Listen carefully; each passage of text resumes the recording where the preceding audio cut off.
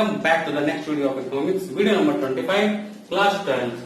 तो आइए पढ़ते हैं वीडियो नंबर 25, जिसमें हमने कवर किया है पॉवर्टी एलिवेशन प्रोग्राम। ठीक है, chapter poverty is going on as you might be knowing. So हमने डिस्कस कर लिया कि पॉवर्टी क्या होता है, टाइप्स ऑफ पॉवर्टी क्या होता है, और लास्ट में हमने पढ़ा कि पॉवर्टी क्या के कॉजेस क्या हैं और मीजर्स टू रिमूव पॉवर्टी। अब समझो मेरी बात को, जो गवर्नमेंट ने कुछ मीजर्स बनाए, उस मीजर्स से तो जो करेक्ट किया ही किया, बट प्लानिंग पीरियड में गवर्नमेंट ने कई सारे प्रोग्राम चलाए पॉवर्टी एलिवेट करने के लिए। तो आइए डिस्कस करते हैं इस वीडियो में हम कि पॉवर्टी एलिवेशन प्रोग्राम क्या है। तो once again welcome you all in my YouTube channel VC official. तो चलिए डिस्कस करते हैं कुछ पॉवर्टी एलिवेशन प्रोग्राम। तो पहला है स्वर्ण जयंती ग्राम स्वरोजगार योजना। 1 अप्रैल 1999 को लॉन्च किया गया।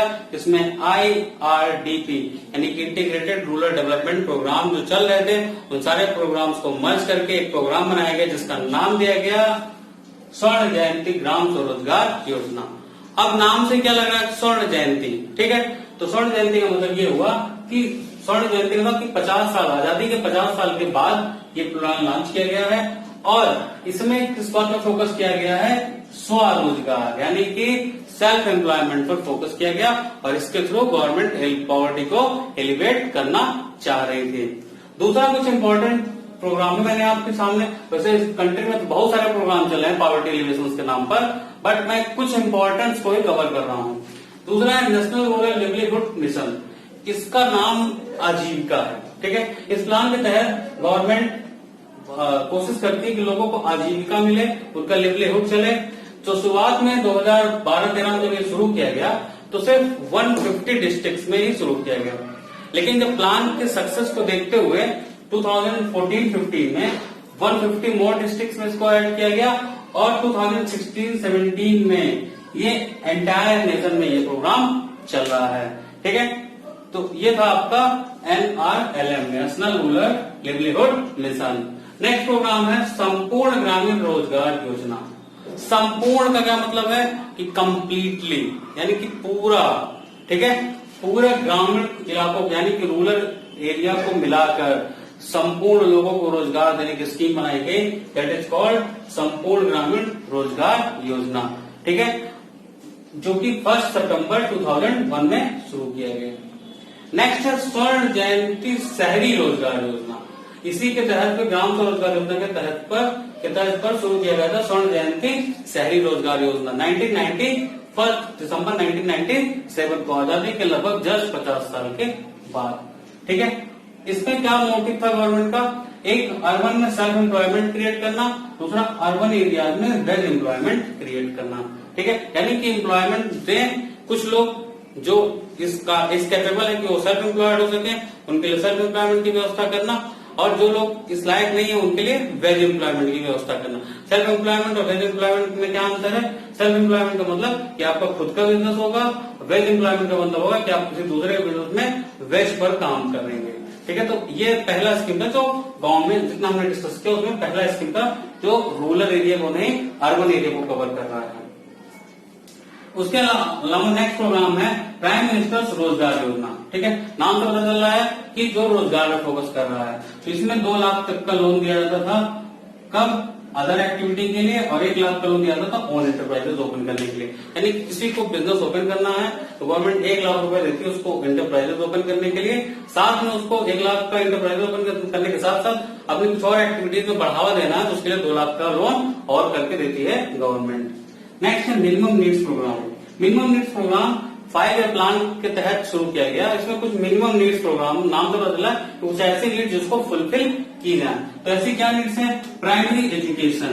ठीक, यानी कि प्राइमरी एजुकेशन का मतलब कि बेसिक एजुकेशन से है। फिर एडल्ट एजुकेशन यानी कि आपका 14 ईयर्स के बाद का एजुकेशन की व्यवस्था।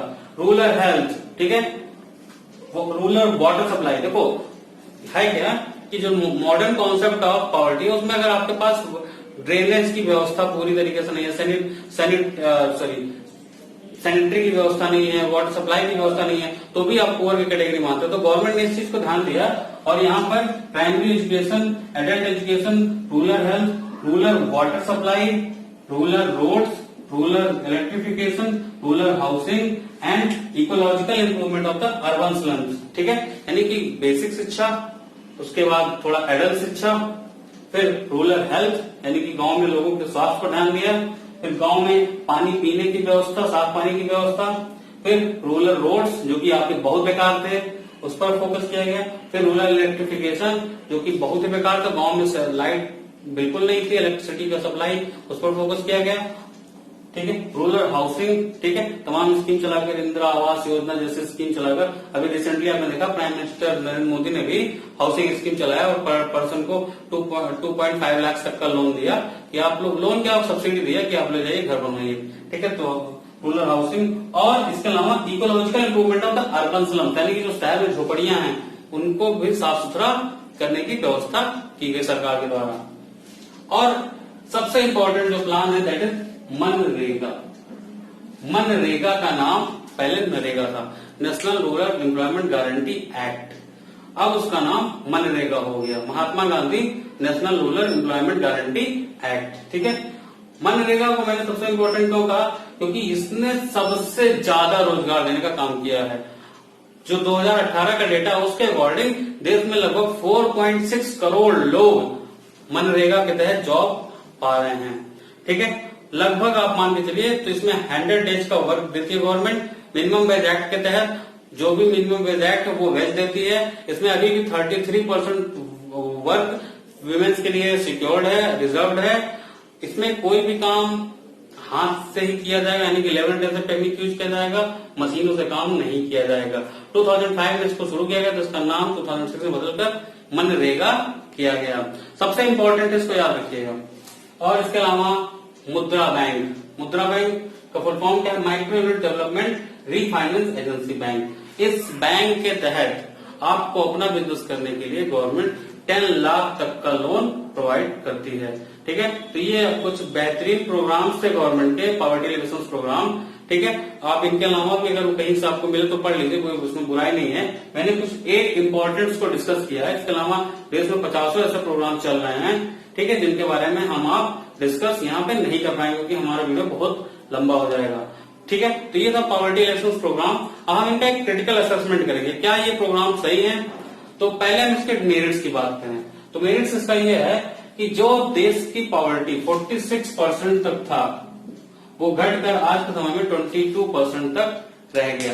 That is very good growth in the removing of poverty. Poverty घटाने में अगर बात करें तो काफी इंपॉर्टेंट है। दूसरा, वेज राइज ओवर टाइम, समय के साथ साथ वेजेस भी बढ़ते गए हैं। ठीक है, तो ये था हमारा कुछ मेरिट्स। अब हम डिस्कस करते हैं डीमेरिट्स का। तो पहला डीमेरिट है कि जो हमारे स्टाफ हैं, ठीक है, जो स्टाफ हैं जिनको ये काम करके देना है, वो बेसिकली क्या है कि जो प्रोसेस है गवर्नमेंट का वो बड़ा कॉम्प्लेक्स प्रोसेस है, जो प्रोसीजर है वो बड़ा कॉम्प्लेक्स है। और स्टाफ कैसे है भारत सरकार में, इनएफिशिएंट। तो जो ये गवर्नमेंट का मोटिव है पॉवर्टी एलिवेशन प्रोग्राम का वो बिल्कुल बहुत सही नहीं हो पा रहा है। पहली डीमेरिट्स। दूसरी डीमेरिट्स ये है कि भाई देखो, जो प्रोग्राम के इंचार्ज हैं वो बायास्ड हैं। वो बेसिकली क्या करते हैं, वो रिच और एजुकेटेड लोगों का ज्यादा हेल्प करते हैं रेदर देन पुअर। थर्ड है कि हमारा रिमोट एरियाज में, और जो रिमोट एरियाज हैं, गांव हैं, वो सेंटर से दूर है। यानी कि मान लीजिए ब्लॉक लेवल पर कोई फैसिलिटी आई, लेकिन जो गांव है वो ब्लॉक लेवल से काफी दूर है, यानी कि ब्लॉक से बहुत दूरी पर है, तो वो वहां तक उनकी पहुंच ही नहीं हो पाती है। ठीक, इसके अलावा जो हमारा इंस्टीट्यूशन है जिनको क्रेडिट देना है, जिनको मार्केटिंग करना है, जिनको आपका प्रोडक्ट को किसानों के लिए जो सेल कराना है प्रोडक्ट का, वो बहुत कोऑपरेटिव नहीं है। वो जो एजेंसीज है वो कोऑपरेटिव एजेंसीज नहीं है, वो कोऑपरेट नहीं करते हैं। नेक्स्ट, पुअर की डिफिनीशन इंडिया में बहुत क्लियर नहीं है। इसलिए होता क्या है कि जो असली पुअर है वो बेचारा उसका लाभ नहीं पाता, और एक रिच फैमिली, आप अपने आसपास भी देख लीजिएगा, एक आप देखेंगे कि जो रिच है वो भी पुअर बन के गवर्नमेंट की स्कीम्स का लाभ उठा रहा है। ठीक है, तो इसके अलावा कुछ और प्रोग्राम्स हैं, ठीक है, जिसमें कुछ और बातें हैं, जैसे कि poverty alleviation programme sponsored lack participation of the people. ठीक है, यानी कि इसमें लोगों का आना जाना मतलब इस पार्टिसिपेशन रेट बहुत कम है, क्योंकि लोगों में अवेयरनेस की कमी है, लोग ये प्लान्स के बारे में जान ही नहीं पाते हैं। तो ये कुछ उसके डीमेरिट्स थे। आप डीमेरिट्स का थोड़ा सा और भी अपने हिसाब से अपने आसपास के इलाकों में देखिएगा कि क्या क्या डीमेरिट्स है पॉवर्टी एलिवेशन प्रोग्राम्स की। ठीक, तो मैं इसको यही खत्म कर रहा हूँ। ठीक है, तो इसी के साथ मैंने पॉवर्टी चैप्टर भी खत्म किया, जिसमें मैंने आपको पहले पॉवर्टी बताया, फिर कॉजेज ऑफ फिर टाइप्स ऑफ पॉवर्टी, फिर मेजरमेंट टू रिमूव पॉवर्टी, फिर कॉजेज ऑफ पॉवर्टी, और आज मैंने आपको बताया कि पॉवर्टी एलिवेशन प्रोग्राम, और मैंने पॉवर्टी एलिवेशन प्रोग्राम का एक वो दिया कि कैसे वो प्रोग्राम कितने अच्छे हैं कितने अच्छे नहीं हैं। ठीक है, तो इसी के साथ वीडियो को बाइंड अप करने जा रहा हूं। आप ये वीडियो जरूर देखिए, अपने दोस्तों को दीजिए।